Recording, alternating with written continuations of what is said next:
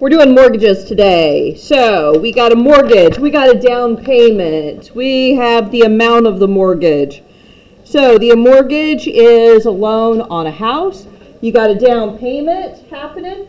The amount of the mortgage is the difference from the sale price to the down payment. The mortgage is the actual loan amount. That's not how much you're buying the house for. So you better always have a down payment. And the mortgage is the difference between how much you're buying it for and the sale price. That is your loan amount. That is going to be P when you run your formula. Most of the times I highly recommend that you take out a fixed rate mortgage. So we have fixed rate mortgages and we have variable rate mortgages. The fixed rate, you have the exact same payment during the entire life of the loan. The variable interest rate will change from time to time, generally every single year, and it depends on changes in the interest rate.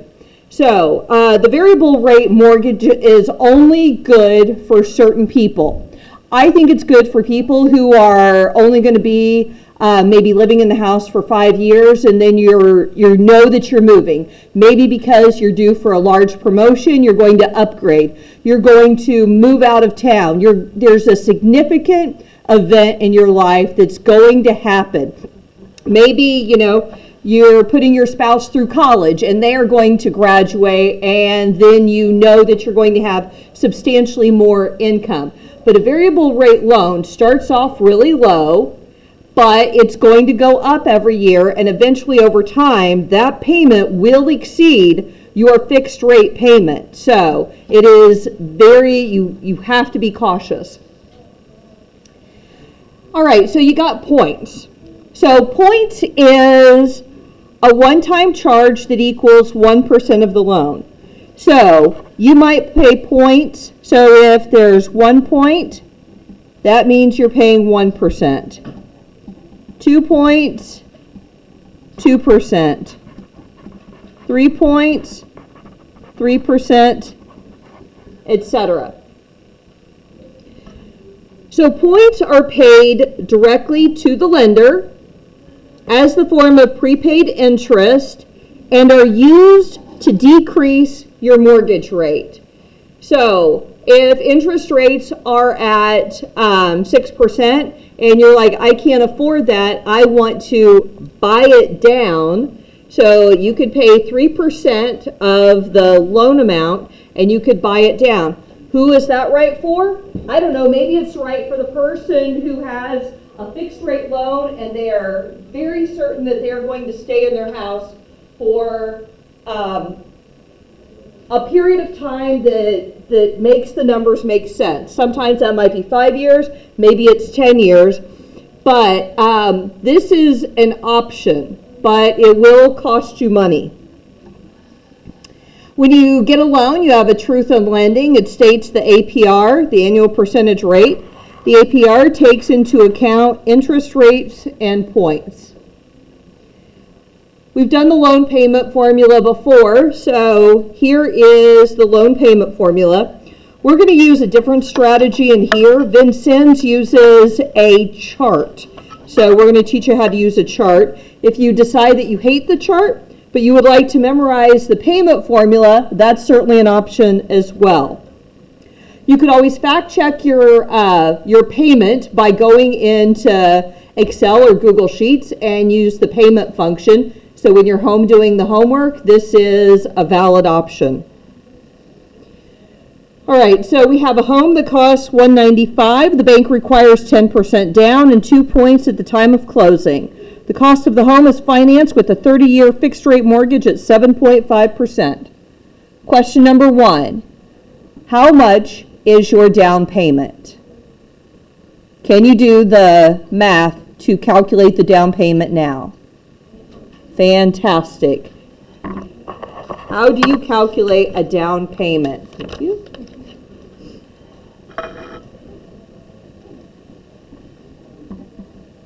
I'm going to take the cost of the home, $195,000, times 0.1. All you got to do is move the decimal and you come up with I would concur with that. 19,500.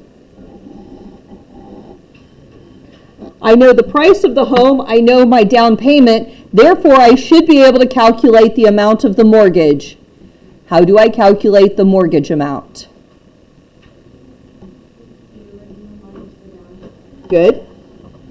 So you're taking the price of the home, how much you're buying it for, $195,000, minus your down payment.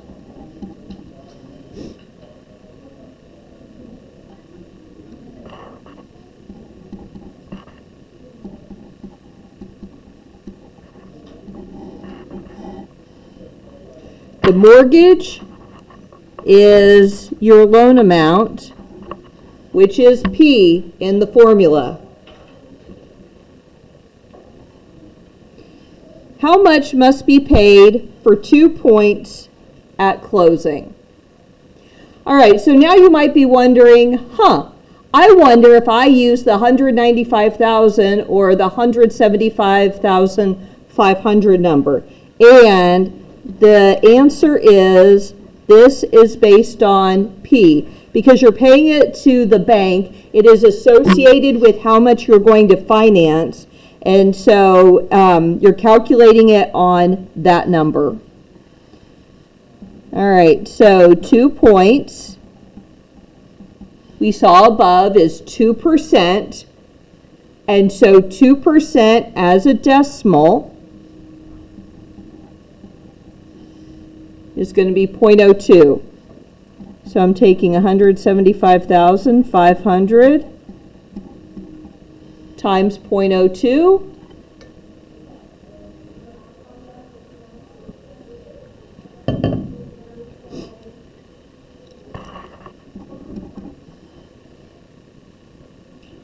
Calculator says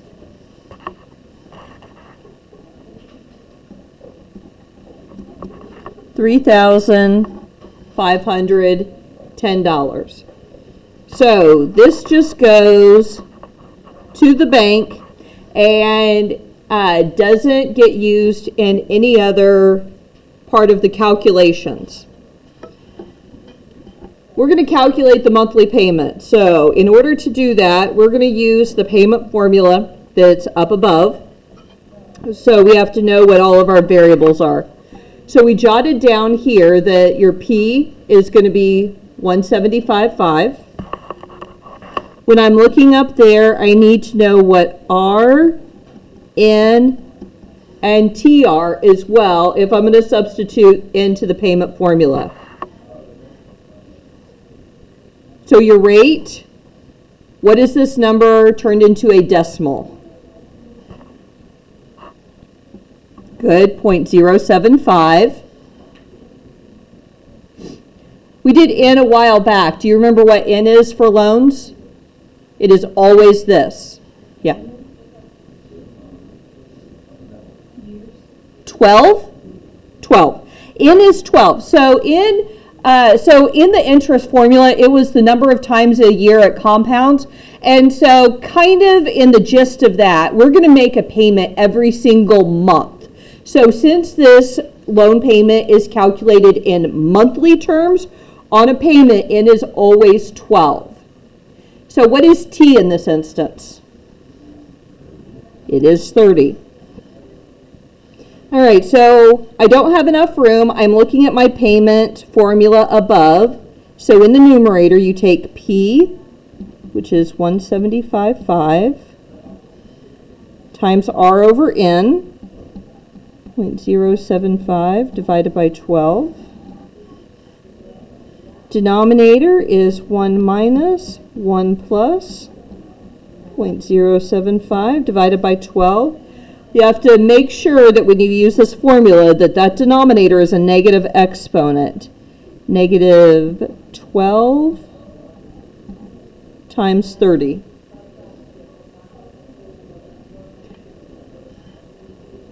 I trust a lot of your calculators except for this exponent right here. When you have two exponents, I highly recommend you multiply those numbers together. All right, so depending on how good your calculator is, you're going to do the math on top. estimated to 4 decimals. The math on bottom, estimated to 4 decimals. And then you're going to go top divided by bottom. And we're talking money here. So your final answer is usually to 2 decimals, but for funsies, let's just round it to the nearest whole number. I'm going to hit pause while you do that. All right, so I did the math on top. I didn't need to round it to 4 decimals because it was only 3 decimal answer. The denominator, I definitely rounded to 4 decimal places. And then when I went top divided by bottom, and then I rounded it to the nearest whole number, and I do believe that rounds to $1,227. So we would like to calculate how much interest I paid over the course of my 30-year loan. Do you remember how to figure up how much interest I paid? Yeah, yep. Okay, so when you make this monthly payment right here, that consists of principal and interest. Little bit goes to principal, little bit goes to interest every single time. How many of these payments are you making to the bank? Yes, a lot. 12 times 30, very good. So I'm going to take my payment times 12 times 30. So when I do this, this is a combination of both principal and interest. But I only want to know how much interest I paid. So he said subtract something. So now what is this something I should subtract? The principal amount. So my payment is 1,227. I don't know why I can't write 12 today. Cool. Times 12, because you're making a payment every single month for 30 years. The principal amount of the loan is your mortgage amount, which is $175,500.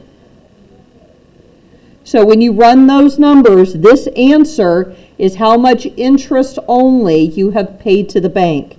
And it is a freakishly large number.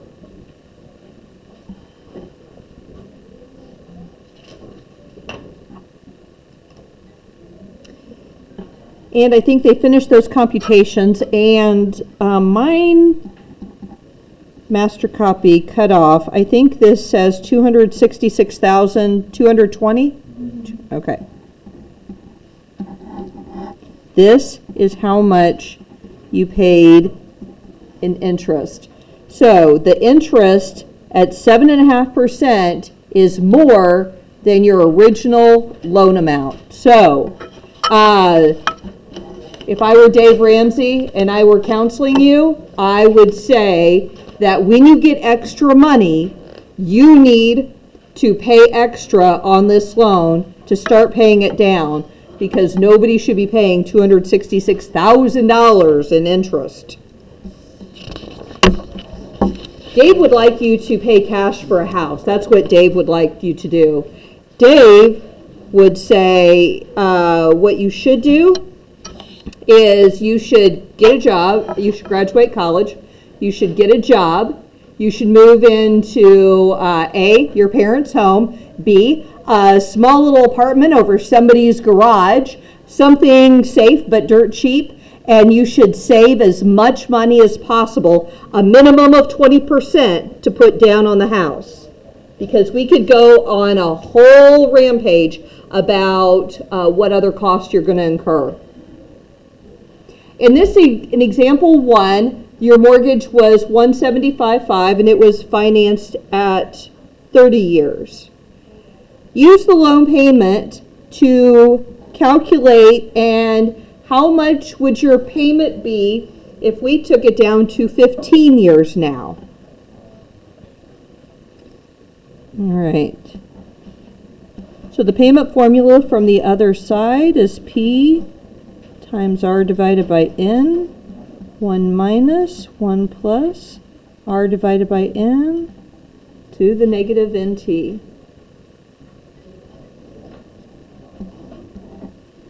There's my principal. Your rate didn't change. Your T is now 15. And your N never changes. N is going to be 12. I'm going to hit pause while they finish running those numbers. And then you need to calculate the interest that was paid and how much interest did we save by going from a 30-year loan to a 15-year loan. All right, so far the only thing that I've done is I've substituted in the numbers for the variables. I did the math on top and I got 1,096.875, so the numerator doesn't change. The denominator did. Okay, so 12 times 15, that's negative 180, so that's the exponent I'm going to use. My denominator is 0.6742. When I go top divided by bottom, I get 1626.93. And so, for sake of argument, I'm going to use 1627 when I do the next two numbers. That's going to be close enough. So how much interest did you pay over 15 years? So you take your payment of 1627. I'm going to make 12 payments every year for 15 years. So once again, 1627, that includes both principal and interest. If I want to know how much interest only I paid, you're going to have to subtract off the $175,500. You have to subtract off your principal.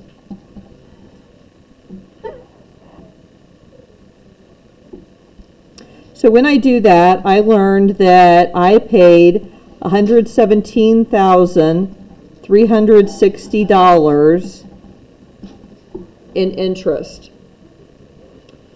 So that is still a lot. I'm not trying to diminish that, but it is considerably less than what I paid on my 30-year loan. So it says, how much interest is saved by reducing from 30 to 15? So I'm going to take my 30-year number from the other side, $266,220, minus my $117,360 number.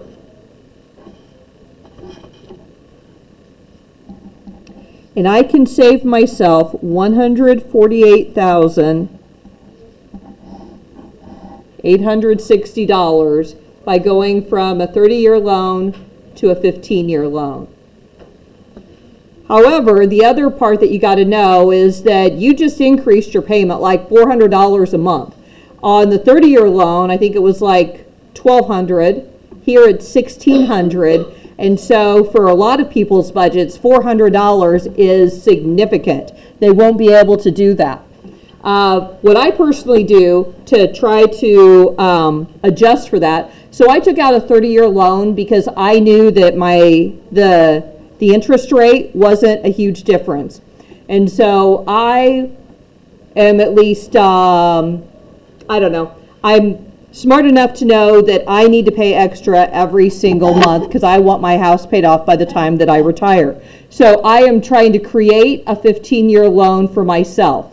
So there's nothing in the rules that says you can't pay extra. So basically that's what I do. Like, my car got paid off, and so now I have an extra $250 every single month, and so I move some of it over there.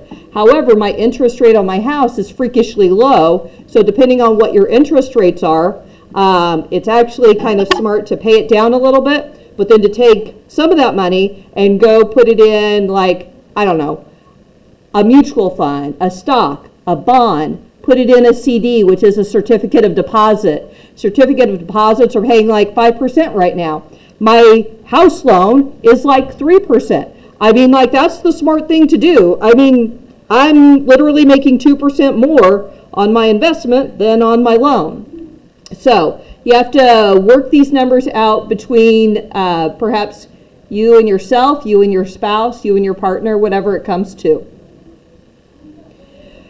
So what I've seen the Vincennes do, so they don't make people memorize this payment formula. There's what we would call an amortization schedule. So this is a chart that I'm going to give you on the test. So there is this basically standard rate. So it will calculate your monthly principal and interest factor per $1,000. So if your rate is 4%, your multiply factor is 7.4 on a 15-year loan, 6.06 on a 20-year loan, and 4.77 on a 30-year loan. So this is an alternate way to calculate a payment. That's what we're looking at here. So when it says, what is my payment? Here is another way of doing it. So in this scenario, it says that I'm going to buy a $120,000 house with a 20-year mortgage at 6%. Find the approximate principal and interest for this house. So there's no down payment to muddy the waters. So it says the step is, number one, divide the loan by 1,000 so that you can put it in the terms that the chart wants. So I'm going to take 120,000 divided by 1,000, and I get 120.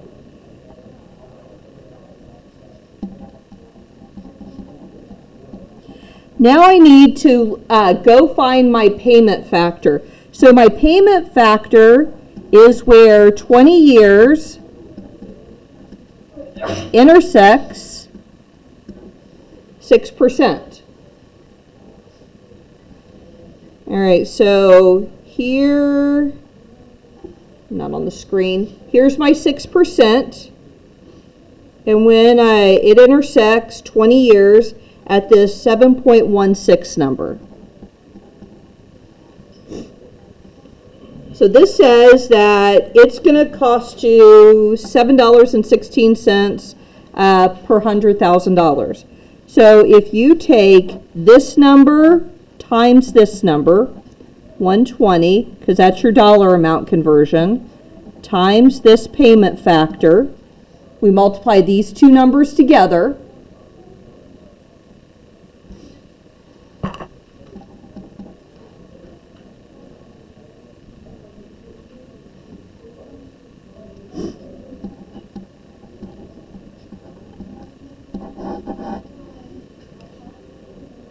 you get $859.20.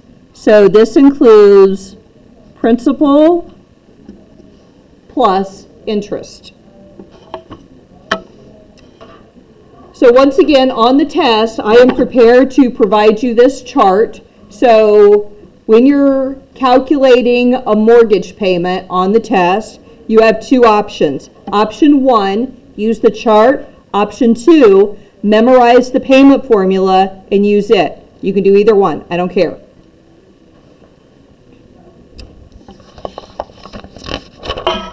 Sorry. All right. Number 4. All right. So on this one, I'm going to hit the pause button, let you think about it. I would like if you would practice using the chart. Yeah. And I'm going to hit the pause button and you give this a try. All right, so just to finish wrapping up this video. So your down payment was 20% of $153,000, so I multiplied that. So my down payment's $30,600. The amount of your mortgage is how much you're buying it for minus your down payment. So your mortgage amount is $122,400. This is going to be P. That is going to be your loan amount. 2 points equates to 2% of the loan amount. So this is 2% of your loan amount. So that's why I multiplied that by that. This goes to the bank. It has nothing else to do with any other calculation. When I calculate my loan payment, so it's based on 122.4, divide that by 1,000, and it's going to cost me $122.40 per $1,000.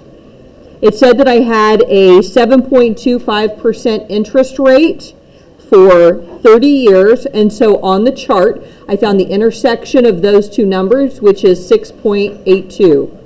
So I take the 122.4 times 6.82, and that is how I came up with a mortgage payment of $834.77. How much is it going to cost me over 30 years? So you take your payment times 30 years times 12 minus your principal, and that's how I came up with $178,000. We'll finish the rest tomorrow. Thanks.